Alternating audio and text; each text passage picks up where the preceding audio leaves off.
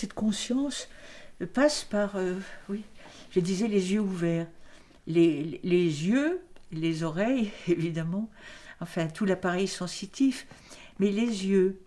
Et c'est vrai, je l'avoue, que mon métier d'ethnologue, anthropologue me sert dans cet office parce que c'est un métier qui implique de regarder, de voir, d'observer, de tout voir. J'ai peut-être aussi un- on a des dons particuliers, peut-être que je suis douée pour cela, mais c'est vrai que ça passe beaucoup par le regard et que je vois énormément de choses que les autres ne voient pas. C'est-à-dire, je sais ce qui se passe, je comprends ce qui se passe. Est-ce que ça peut s'apprendre? Est-ce que ça peut se cultiver? Ça peut se cultiver. Il faut d'abord le vouloir.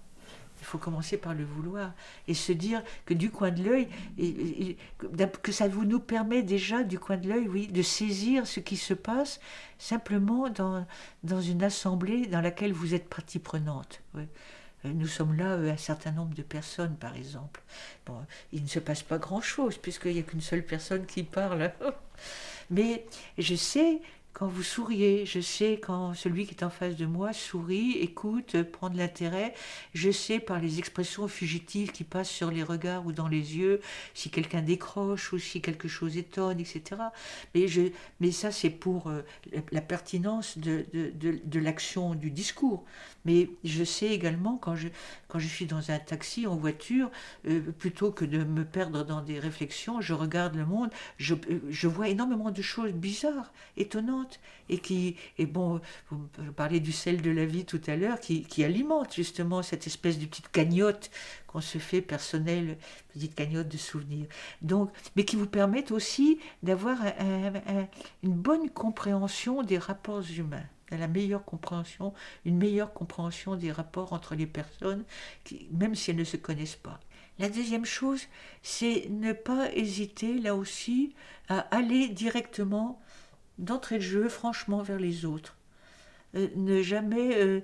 euh, et ne pas, sans utiliser de langage particulier selon les circonstances. Je parle le même langage, puisque vous me demandez de parler de moi.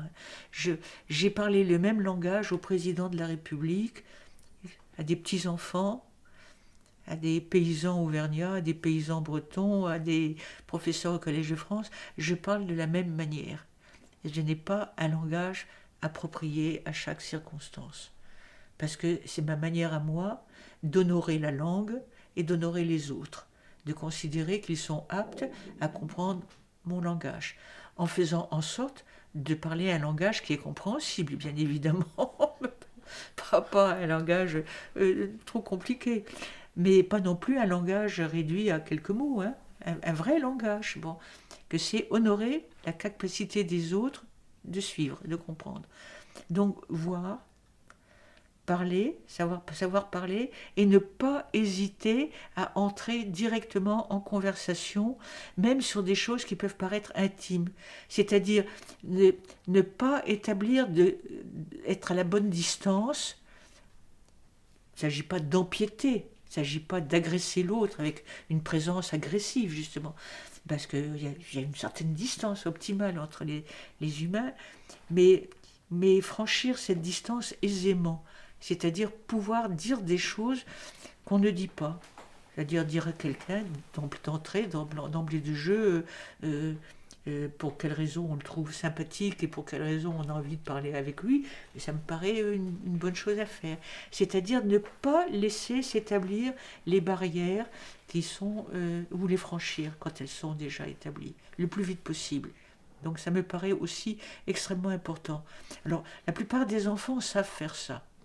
Un enfant vient vers vous ingénument et il va vous dire parfois même des choses blessantes. Hein. Par exemple, un enfant vous dit pourquoi tu as le nez de travers ou un double menton ou un truc de... Bon, bon il ne s'agit pas de dire des choses blessantes, mais il s'agit d'avoir ce même naturel.